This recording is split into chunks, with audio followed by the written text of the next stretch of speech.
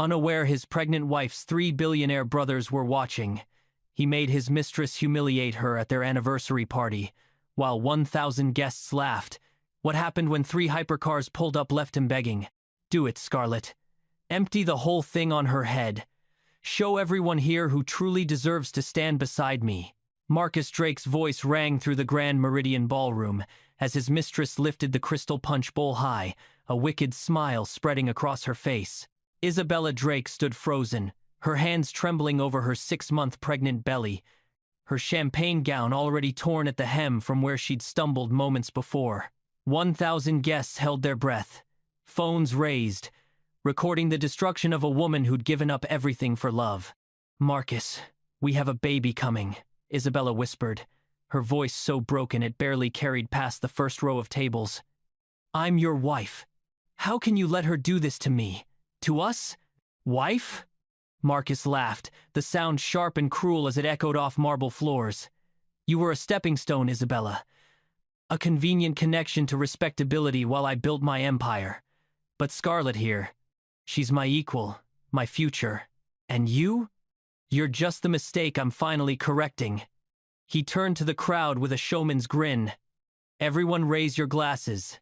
You're witnessing the end of my biggest burden." The punch bowl tilted.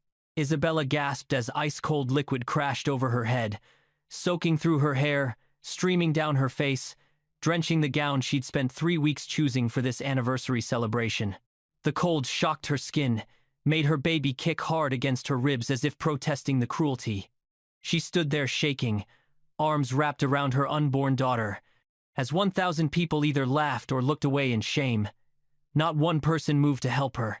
Not one voice rose in her defense. She was utterly, completely alone, drowning in humiliation while cameras captured every second of her breaking.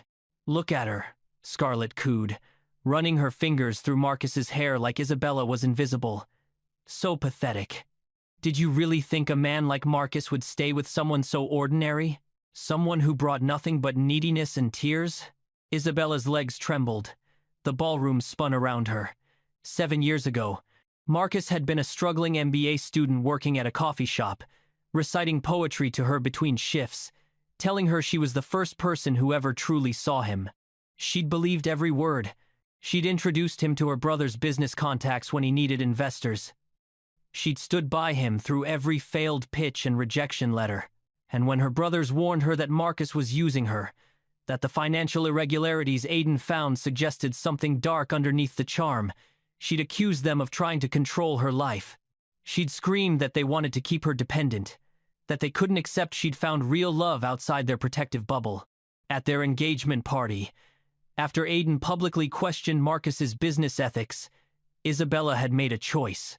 She'd looked her oldest brother in the eye and said, "If you can't be happy for me, then I don't need you at my wedding." She'd eloped 3 weeks later, cut off all contact, changed her number, blocked their emails. For 5 years, she'd built a life with Marcus, convinced she was proving her independence, proving she didn't need the Harrington name or money or protection. And now here she stood, soaked in punch at her own anniversary party, realizing she'd traded 3 brothers who loved her unconditionally for a husband who'd never loved her at all. "Marcus, please." She tried one more time, her voice barely above a whisper.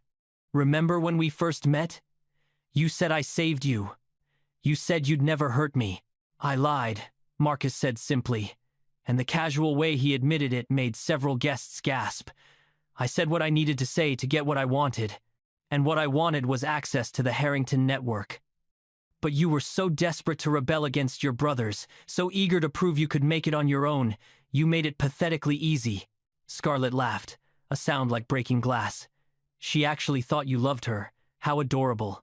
The ballroom doors suddenly flew open with such force they slammed against the marble walls. The sound echoed like a gunshot. Every head turned. The string quartet stopped playing mid-note, and into that sudden, terrifying silence, 3 men walked in with the kind of presence that made the air itself feel heavier. Isabella's heart stopped. She knew those silhouettes. She'd know them anywhere, even after 5 years of silence. Aiden Harrington entered first, 6'3" and built like he'd been carved from anger itself. His black suit was perfectly tailored, but the way he moved suggested he was ready to tear it off and fight with his bare hands. His eyes scanned the ballroom with terrifying focus until they landed on his baby sister, standing there soaking wet and shaking, and something in his expression shifted from fury to devastation so profound it made people step back. Grayson Harrington followed, moving with the cold precision of a predator who'd already calculated exactly how to destroy everyone in this room. His hands were relaxed at his sides, but Isabella remembered those hands, remembered how gentle they'd been when he'd taught her to ride a bike, when he'd braided her hair for school pictures, when he'd held her through nightmares after their parents died. Miles Harrington came last, his phone in his hand, his expression eerily calm in a way that was somehow more frightening than his brother's visible rage. He was already typing, already setting something in motion, and the three people near enough to see his screen went pale. The valet manager had tried to warn Marcus. He really had. But Marcus had been too busy celebrating his victory to answer his phone.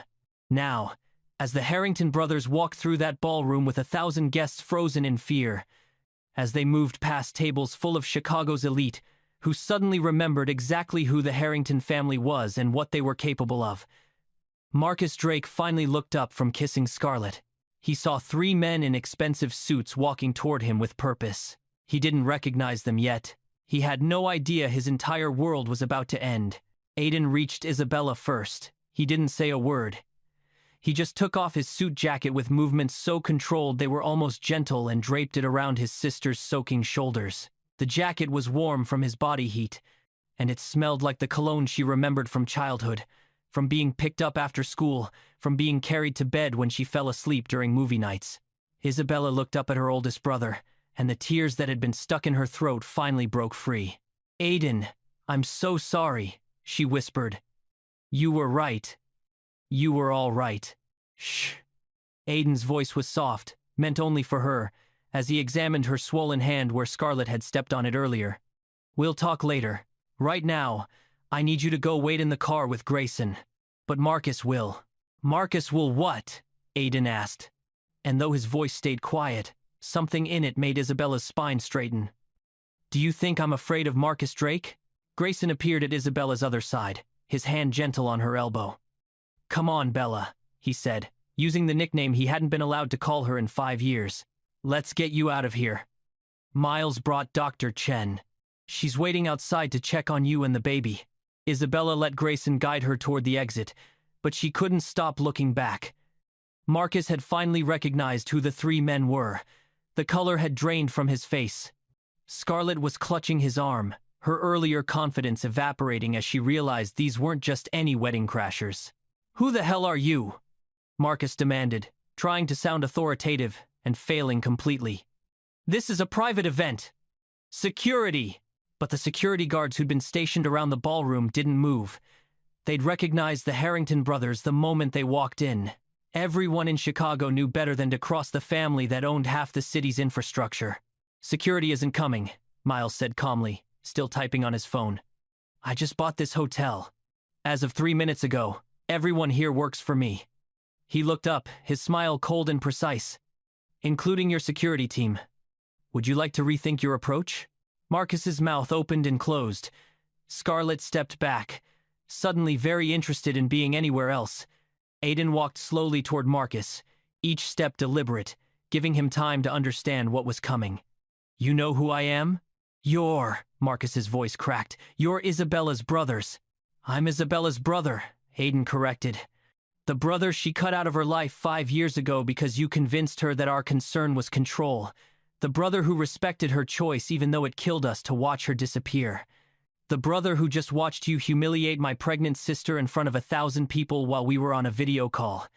Marcus went pale. "Video call?" Miles held up his phone. "A friend of Isabella's sent us a live stream. We've been watching for the past 20 minutes. Every word, every laugh, every second of what you did to her." He turned the phone around, showing Marcus the screen. "And so have 3 million other people. It went viral about 10 minutes ago." The ballroom erupted in whispers. Guests scrambled for their phones. Marcus grabbed for Miles's phone, but Grayson had returned from escorting Isabella outside, and he caught Marcus's wrist mid-reach with a grip that made the smaller man gasp in pain. "Don't touch my brother," Grayson said quietly. In fact, don't move at all. Just stand there and listen very carefully to what happens next. This is insane. Marcus tried to pull free.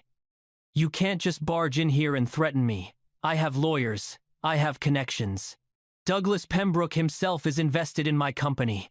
Douglas Pembroke, Aiden repeated, and something about the way he said the name made several people in the crowd shift uncomfortably. The oil magnate who hates our family because we outbid him on the Chicago Harbor Development Project? Marcus's eyes widened. You know about that? Marcus, everyone in this room knows that Douglas Pembroke's hatred of the Harringtons is legendary, Miles said, pocketing his phone. What you didn't know is that Pembroke's entire energy empire relies on shipping contracts we control. Contracts that, as of 4 minutes ago, are under review for renewal. You can't, Marcus started. We already did. Grayson cut him off. I just made 3 phone calls. Pembroke's primary shipping lanes are now closed to his vessels pending environmental compliance investigations. Investigations that will take approximately 18 months to resolve. His stock will be worthless by morning. But I need his investment.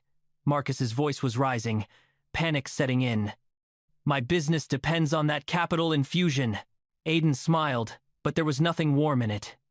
Your business. Let's talk about your business, Marcus. You run a luxury real estate consulting firm, correct? You broker deals between ultra-wealthy buyers and exclusive properties. Marcus nodded warily. And your entire client base trusts you because you have access to off-market listings, private sales, and confidential financial information. Aiden continued. Trust is everything in your industry, isn't it? Where are you going with this? Miles tapped his phone screen. I'm going somewhere very specific.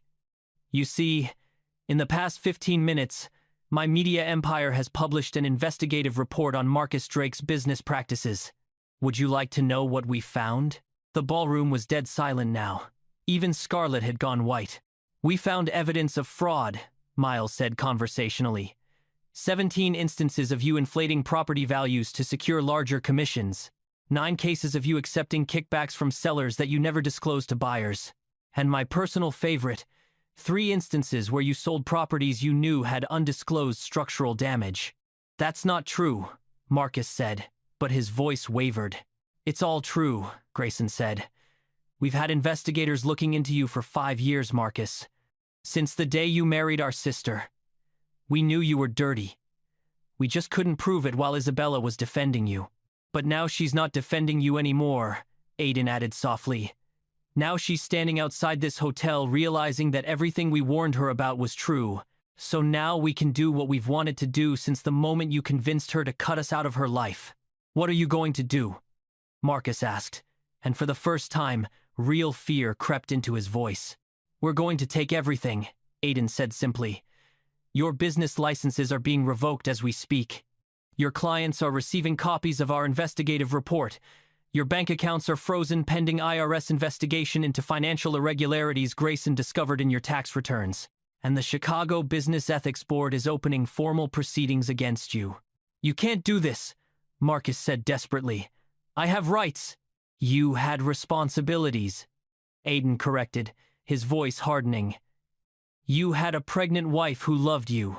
You had a woman who gave up her family for you, who introduced you to every contact that built your career, who believed in you when no one else did. And you repaid her by humiliating her in front of 1,000 people. She trapped me with that pregnancy, Marcus tried. She knew I didn't want kids. Stop talking, Grayson interrupted, and something in his tone made Marcus's mouth snap shut. We know about Miami. Marcus went absolutely still. We know about Jennifer Cortez and your 2 children with her. We know they're 3 and 5 years old. We know you've been maintaining a second family in Florida for 6 years, which means you were already married to someone else when you proposed to Isabella. The gasps that rippled through the crowd were like thunder. Phones were up everywhere now, recording everything. That makes you a bigamist, Miles added helpfully. Also a federal crime. The FBI is already aware. They'll be in touch. Marcus's legs seemed to give out. He stumbled backward into a table, sending champagne glasses crashing to the floor. Scarlett made a small sound of distress, and actually started backing toward the exit. Where do you think you're going? Aiden asked, his gaze shifting to her. Scarlett Hayes, Esquire, Harvard Law, class of 2019. Currently employed by Morrison & Lee, one of Chicago's most prestigious corporate law firms. Scarlett froze. Did your employers know you were having an affair with a married client? Aiden continued. Did they know you advised Marcus on how to hide assets from his pregnant wife in preparation for divorce? Did they know you helped him establish offshore accounts to avoid fair settlement? Scarlett's voice failed her. The Illinois State Bar takes a very dim view of attorneys who participate in fraud, Miles said. I've already sent them a full report. You'll be disbarred by the end of the month. You can't prove any of this, Scarlett tried desperately. We can prove all of it, Grayson said. You used Morrison & Lee's email servers for your communications with Marcus. You thought you were being clever using encrypted messages, but Aiden owns the encryption company. We have everything.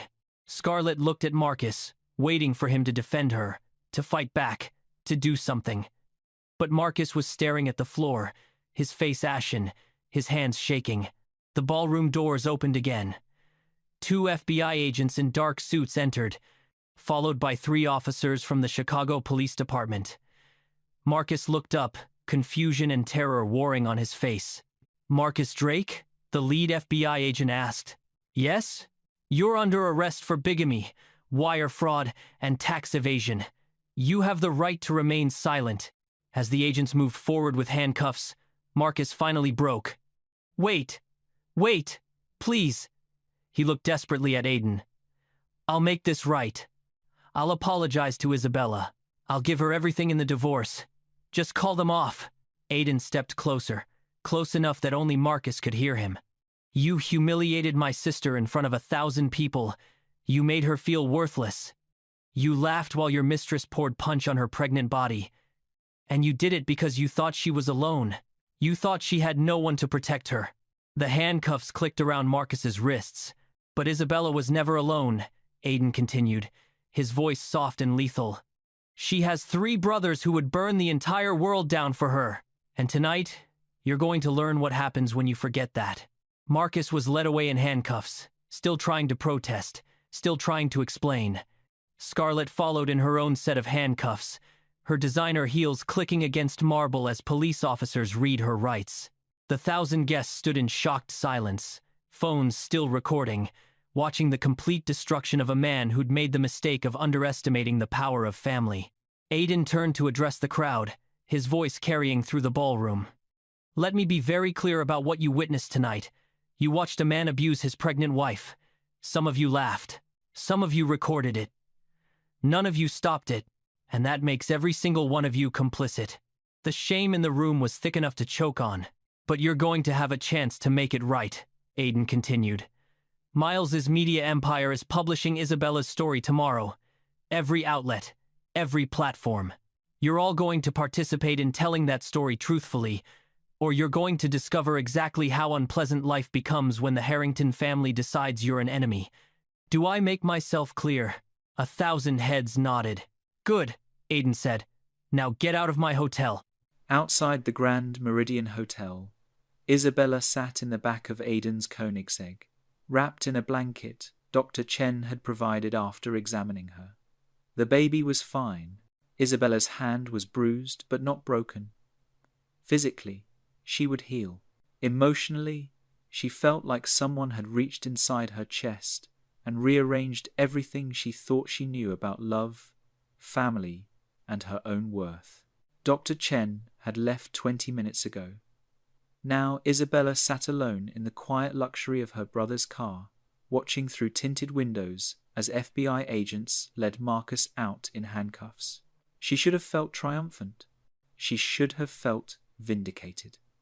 Instead, she just felt tired, bone-deep, exhausted in a way that had nothing to do with pregnancy. The car door opened. Aiden slid into the driver's seat, followed by Grayson in the passenger side.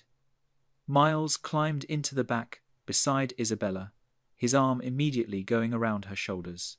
For a long moment, no one spoke. The engine wasn't running.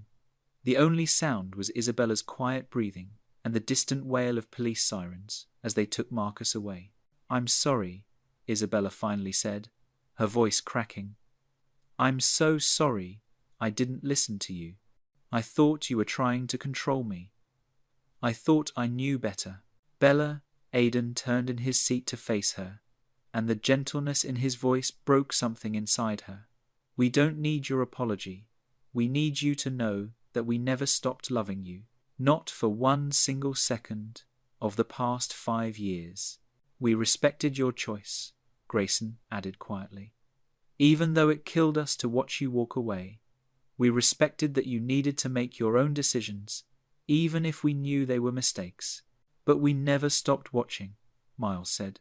"We had investigators keeping tabs. We knew every time Marcus hurt you, every time he made you feel small, and it destroyed us that we couldn't intervene because you'd made it clear you didn't want us in your life." Isabella's tears came harder now. "Why didn't you force your way back in? Why didn't you make me see the truth?" "Because you wouldn't have believed us," Aidan said gently. "You would have thought we were manipulating you, controlling you, proving your worst fears right. You needed to see Marcus's true nature for yourself. His voice caught. "We just hoped it wouldn't hurt you this badly when you finally did." "I gave up my family for a man who never loved me," Isabella whispered. "I threw away 5 years with you because I wanted to prove I didn't need the Harrington name. And all I proved was that I was naive and stupid and—" "Stop!" Grayson interrupted firmly. "You're not stupid, Bella. You're human. You fell in love with who you thought Marcus was. That's not a character flaw. That's hope. That's faith. That's the beautiful heart we've been trying to protect since you were 7 years old." "Marcus is going to prison," Miles said matter-of-factly. "The bigamy charge alone carries 5 years. Combined with the fraud, tax evasion, and evidence we found of him embezzling from clients, he's looking at 15 to 20 years minimum." "And Scarlett?" Isabella asked. "Disbarred within the month," Grayson confirmed. "She'll face criminal charges for conspiracy to commit fraud. Her legal career is over." Isabella should have felt satisfaction. Instead, she just felt hollow. "What about me? What happens to me now?" Now, Aidan reached back and took his sister's hand, careful of her bruised fingers. "Now you come home. You move back into the family house where we can take care of you during this pregnancy. You let us hire the best attorneys to handle your divorce, which will be quick since Marcus's bigamy invalidates your marriage anyway. You let Miles control the narrative so you're not hounded by media, and you let us be your brothers again. I don't deserve." "You deserve everything," Miles cut her off. "You always have. And if the past 5 years taught us anything, it's that we need to tell you that more often. We need to show you that our protection comes from love, not control." The 4 of them sat in silence for a moment. Through the windshield, Isabella could see hotel guests streaming out, their evening's entertainment thoroughly ruined. Some looked ashamed, others looked shaken. All of them had learned a lesson about complicity tonight. "I felt so alone in there," Isabella admitted quietly. "When that punch poured over my head and everyone laughed, I thought I deserved it. I thought this was karma for abandoning you." "That's what abusers do," Grayson said, anger threading through his voice. "They isolate you. They make you feel like you deserve their cruelty. They convince you that the people who actually love you are the enemy." "But you were never alone, Bella," Aidan added. "Even when you weren't speaking to us, we were 8 blocks away. We've always been 8 blocks away. And the second you needed us, we came." "How did you know?" Isabella asked. "How did you know I needed you tonight?" "Sophie Chen," Miles said. "Your friend from college. She never stopped sending us updates over the years. And tonight, when things got bad, she called us directly." Isabella remembered Sophie, standing in the corner of the ballroom with her phone. She'd thought Sophie was just another person recording her humiliation. Instead, Sophie had been calling for help. The 3 brothers who'd raised her, the 3 men who'd worked themselves to exhaustion to give her every advantage, the 3 people she'd accused of smothering her when all they'd ever done was love her fiercely enough to let her go when she asked them to. "Can I ask you something?" Isabella said softly. "Anything?" All 3 brothers answered simultaneously. "Will you be there when the baby comes? Will you teach her that family means showing up? Will you help me raise her to be strong enough to recognize real love when she finds it?" Aidan's eyes were suspiciously bright.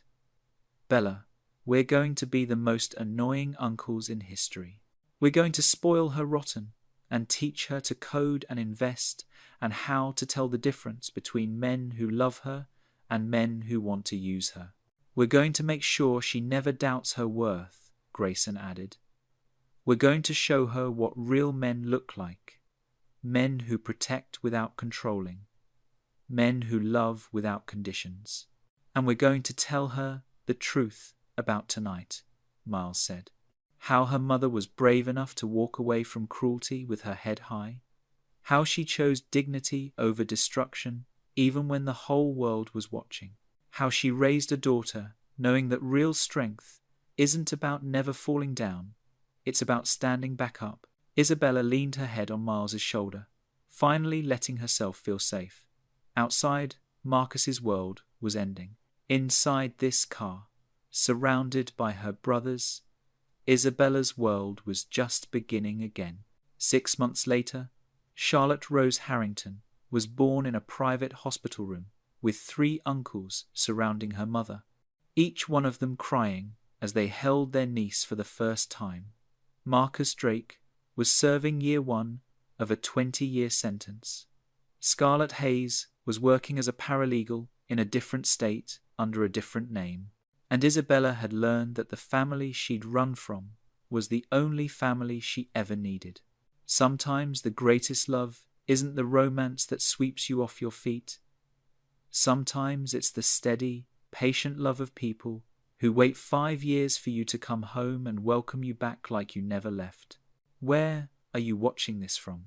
Drop your location in the comments and tell me if you've got family like the Harrington brothers who'd go to war for you.